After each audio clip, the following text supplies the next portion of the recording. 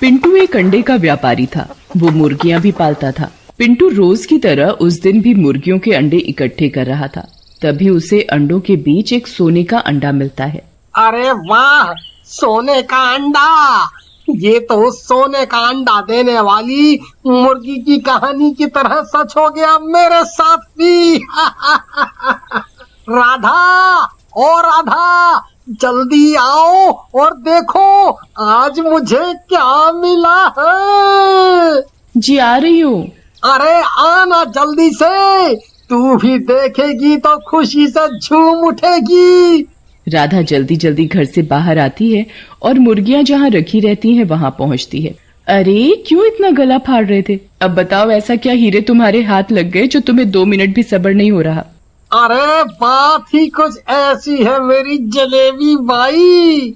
फिर पिंटू राधा को सोने का अंडा दिखाता है। ये देख, क्यों रह गई ना आंखें फटी की फटी। अब तो हमारे भी अमीर होने के दिन आ गए। एक बारी पैसा आने दे, फिर देख शिमला हिमाचल सब जगह घुमाऊंगा। वो सब तो ठीक है, पर ये अंडा आया कहाँ से यहाँ? अरे तू आम खाना, गुठली क्यों गिन रही है? अरे अंडा आया है तो देने वाली मुर्गी भी तो होगी। क्यों ना हम वो मुर्गी ढूंढ कर बेच दें या उससे अंडा निकाल कर बेच दें। अरे बेवकूफ, वो कहानी का अंत नहीं देखा क्या? सोने का अंडा भी जाएगा और मुर्गी भी है। और अगर किसी को पता लग गया कि हमारे पास ऐसी कोई मुर्गी भी है तो डाका और पड़ जाएगा हमारे घर में। तो क्या करें फिर? इस सोने के अंडे को संभाल के रख देते हैं जब तक कि ये फूटने लायक ना हो जाए। क्या पता सोने के अंडे में से सोने की मुर्गी ही निकल जाए, ये भी तो हो सकता है? हाँ, ये तो तुमने 1 नंबर की बात की। हो तो तुम स्मार्ट, बट देखने में ही भोंदू लगते हो। फिर राधा उस अंडे को संभाल कर रख देती है। अब तो हम भी माला माल होने वाले हैं। क्यों ना मैं ये बात साहूकार को बता के रखूं। इस दिन भी सोने की मुर्गी इस अंडे में से निकलेगी, मैं तुरंत अच्छे दामों में बेच दूंगा। फिर रात को राधा सो जाती है, पर पिंटू अपने ख्वाब में ही जग रहा होता है। तभी राधा की आंख खुलती है। अरे तुम सोए नहीं अब तक? ऊपर से ये लाइट जलाकर रखी है, आधी रात गए। सोना नहीं है क्या? सवेरे काम पर नहीं जाना? अरे अपनी किस्मत अब जागी है, इसलिए अपन भी जागेगा। अब मुझे अंबानी बनने से कोई नहीं रोक सकता। ओहो, सर फिर गया है तुम्हारा। जागो, जगना है तो, पर मुझे सोने दो, और उसके लिए ये लाइट का बंद होना बहुत जरूरी है। राधा उठकर लाइट बंद करती है और वापस सो जाती है। अगली सुबह होते ही मुर्गे बांग देने लगते हैं। चिड़िया के चहकने और मुर्गे की बांग से राधा की नींद टूट जाती है। ओहो, लगता है सुबह हो गई। जरा देखूं तो सोने की मुर्गी बाहर निकली कि नहीं। वो जाके सोने का अंडा देखती है कि फूट गया या नहीं, पर जैसे ही राधा वो जगह देखती है वहाँ उसे अंडा रखा नहीं मिलता। अरे उठो, जल्दी उठो, देखो सोने का अंडा गायब है। पिंटू रात भर जागता रहा और भोरम भोर सोया तो उसकी नींद नहीं टूट रही थी। क्या है, सोने दे मुझे। तो रात भर खर्राटे लगा के सो रही थी और अब मेरी नींद खराब कर रही है। अरे आलस कुमार, उठकर देखो सोने का अंडा गायब है। अरे वो गायब नहीं है, मेरे बेड के नीचे है। रात को मैंने ही रख दिया था, मुझसे सब्र नहीं हो रहा था। हद है तुम्हारी भी। अंडे से मुर्गी तो अपने हिसाब से निकलेगी, वो भी चूजा होगा। राधा उस अंडे को फिर से उठाकर रख देती है। ये खबर उनके एक पड़ोसी को पता चल जाती है। अरे वाह, सोने का अंडा, भला ये कैसा होता होगा? लखन अब एक मौके की तलाश में था। इधर दोपहर हो चली पर पिंटू अभी तक सोकर नहीं उठा। आज सारे अंडे उठाने को पड़े हैं, बेचने को पड़े हैं, और ये आदमी है कि घोड़े बेचकर सो रहा है। राधा गुस्से में बाल्टी भरकर पानी लाती है और सोते हुए पिंटू के ऊपर डाल देती है। पिंटू भड़बड़ा कर उठता है। क्या हुआ? क्या हुआ? सोने की मुर्गी निकल आई क्या? है? सोने का अंडा फूट गया क्या? अंडे का पता नहीं, पर मेरे कर्म जरूर फूट गए हैं तुमसे शादी करके। राधा पिंटू को जबरदस्ती उठाकर मुर्गी घर में ले जाती है रोज का काम करवाने। इधर लखन को मौका मिल जाता है और वो पिंटू के घर में घुस जाता है। अब तो वो अंडा मेरे हाथ लगना ही है, और उस सोने के अंडे को बेचकर कोई अमीर बनेगा तो वो हूँ मैं। हाँ। पर वो अंडा रखा कहाँ है? लखन सोने का अंडा ढूंढना शुरू करता है, कभी बेड के नीचे तो कभी गेट के पीछे। आखिरकार उसे वो अंडा मिल ही जाता है। चलो, मिल ही गया। देर आए पर दुरुस्त आए। लखन सोने का अंडा लेकर पिंटू के घर से चुपचाप निकल ही रहा था कि राधा घर में आ जाती है। चोर चोर चोर! लखन राधा की आवाज सुनकर भागने की कोशिश करता है। तभी राधा उसके हाथ में सोने का अंडा देखती है।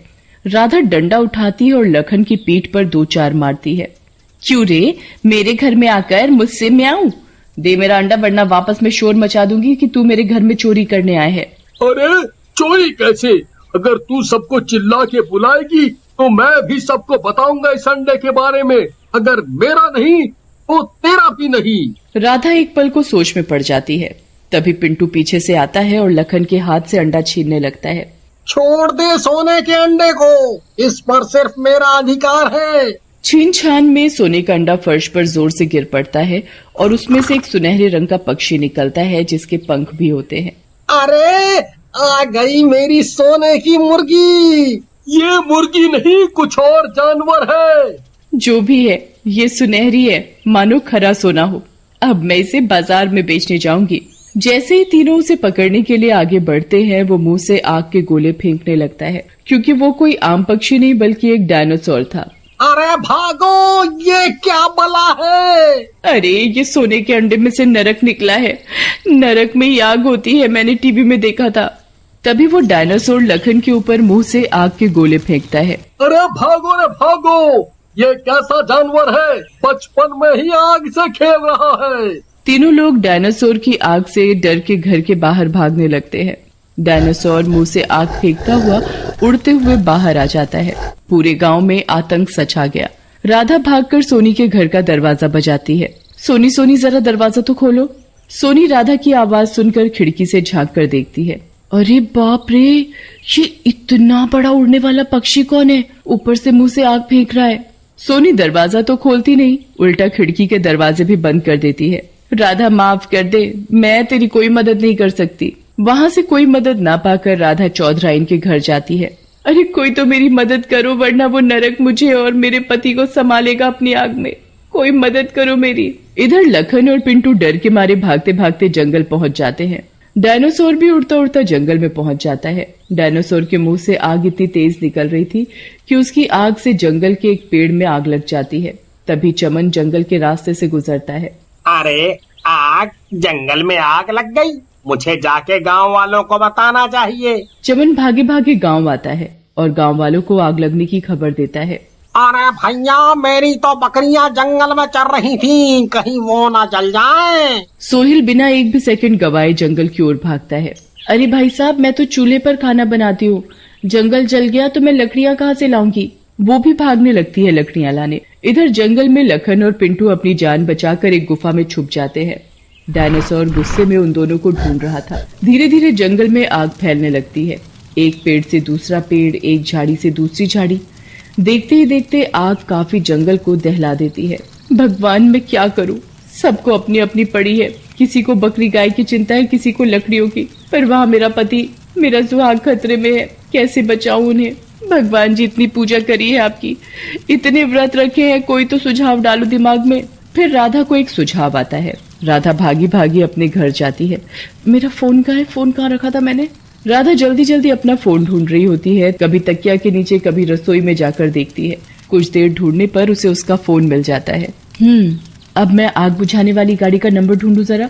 गूगल पर तो सब मिलता है, वैसे भी हर मर्ज की दवा मिल जाती है इंटरनेट पर, तो ये नंबर भी मिलेगा ही। राधा इंटरनेट से नंबर ढूंढकर फायर ब्रिगेड बुलाती है फोन करके। कुछ ही देर में सायरन बजाती हुई फायर ब्रिगेड आ जाती है।